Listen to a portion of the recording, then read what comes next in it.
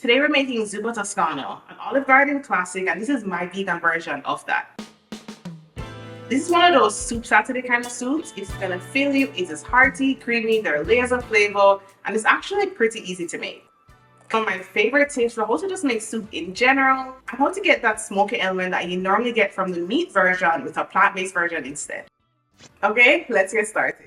Let's get right into our ingredients. You're gonna need 1 to 2 tablespoons of olive oil, or you can use vegan butter. It will give you more flavor, but it's more likely to burn, so just bear that in mind.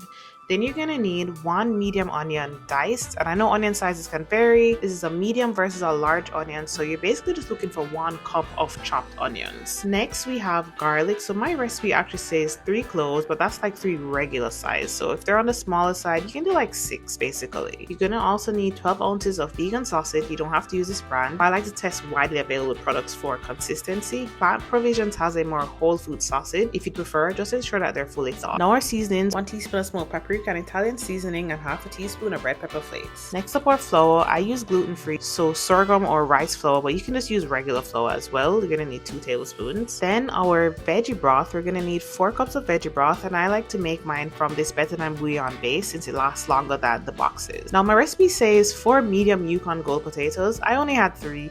And I wasn't about to place a grocery order for just 1 potato, so 1 less potato isn't going to change this dish significantly. We're going to need 2 cups of plant-based milk. I use soy. We're going to need a tablespoon of nutritional yeast, a small bunch of kale, which is about 1 pound of kale.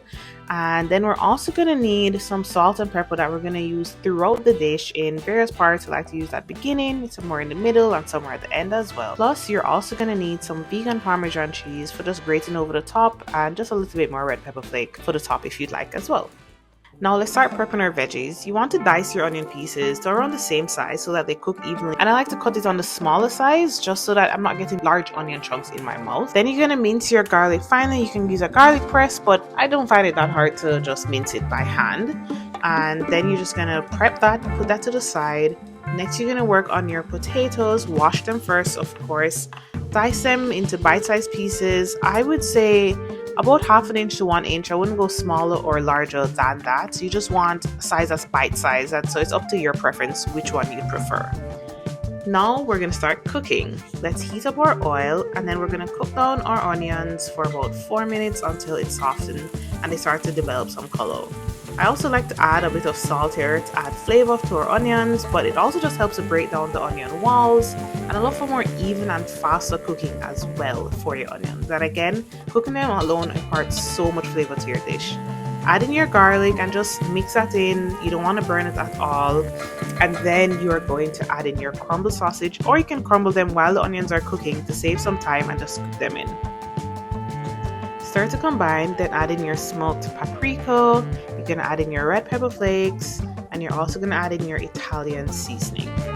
You're going to cook that for about 5 minutes until it's brown, and then you see that, very obvious texture change that you see, because, sometimes plant-based versions don't literally brown depending on what you're using, but you want to look for that texture change and a color change as well. And that smoked paprika really does give it that smoky flavor that it needs. Now, I don't know why I decided to add more. Sometimes I'm just like freestyle in the kitchen. I mean, it tasted good, but just a heads up, it will change the color of your soup if you add more. Not a big deal. If you want that like classic Olive Garden look, that's my heads up. Now save some sausage for topping at the end, and then add in your flour. We're essentially creating a roux to help thicken our soup. So you want to stir it in and cook off the flour first, so you don't have that raw flour taste in your soup. Now you probably notice you have some food stuck to the bottom of your pot. No worries, add in your veggie broth. That will help to loosen it up. Right, add a little first, then the rest of it, and just stir to combine. Now here comes my next tired parenting move. I added in the milk here, but I really wanted to add in the potatoes first to cook them off. Not a big deal, but you really want the potatoes to cook in that like super flavorful broth before you add in your cream, which is going to slightly dilute it. Again, nothing you're really going to notice unless it's side by side, but yeah, just pointing that out. You're going to let your potatoes cook. Then we're going to add in our nutritional yeast as well as our kale.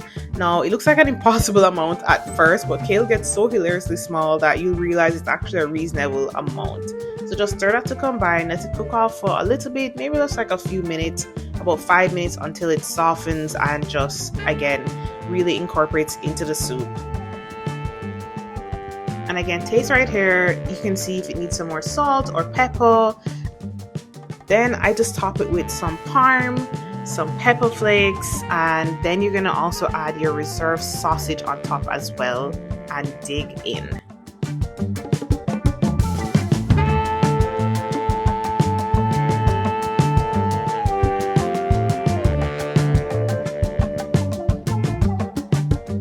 Okay, I've been waiting for this. We're gonna taste this right now.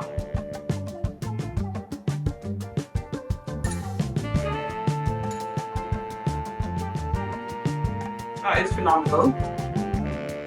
Let me finish chewing first. Yeah, you get so many different layers of flavor in this soup. Like, as I showed you, how to add different ingredients so that you're really getting depth from them at different times and different occasions. And you have so many different textures which really play well into each other. It gives you a really great mouthfeel. We're talking the creaminess from the soup, the kind of buttery creaminess from the potatoes as well. You're getting that contrast from the kale. I actually love using dino kale or kind of just any very hearty green here as well, because you really get that nice texture contrast, also just a flavor contrast. It really adds a fresh element to a soup that has so many deep flavors as well. The red pepper flakes gives it a really good kick, and yeah, everything just works so well together. This is one of those soups that you could definitely serve, like I said, as a main meal, but if you want to have it as an appetizer, I have a ton more like Italian inspired recipes on my page as well, so I'll definitely link those down below as well, and I also have a whole lot more on the blog as well. As always, you can find the full recipe on my site, justkitchenkitchen.com, and I'll make sure that there's a link in the description box down below to that, so be sure to check it out. It's going to give you step-by-step photos, ingredients, instructions, everything that you're going to need for this recipe. Thank you so much for watching. I hope that you enjoyed so much. Let me know in the comment section down below if you're going to make this, what you would add to it, or just how you feel about the video and recipe in general. Thanks for being here. Don't forget to like, subscribe, hit that notification bell so that you don't miss any of my videos, and I will see you in my next video. Bye!